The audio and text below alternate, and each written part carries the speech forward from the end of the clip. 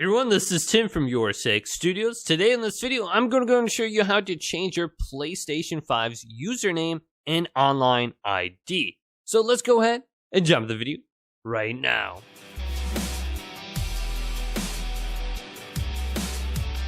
So this is actually really easy to do. Just on the home screen of the PlayStation 5, if you want to go ahead and change your online ID and username, go up to settings and select this option.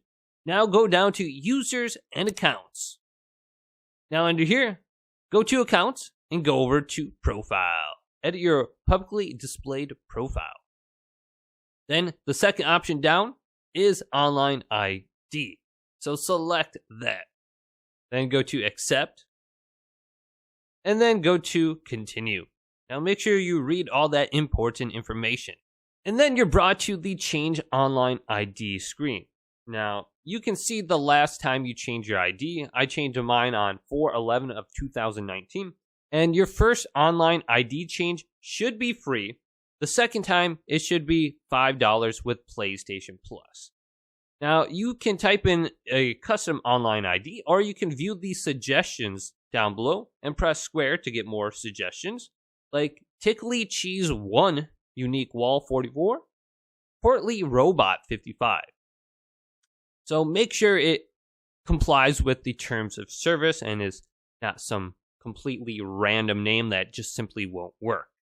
So type in your online ID. Let's just type something in and then go to the next screen.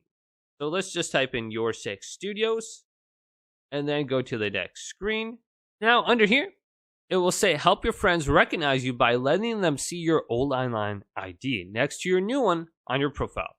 Only you and your friends will see this, and it will automatically expire after 30 days.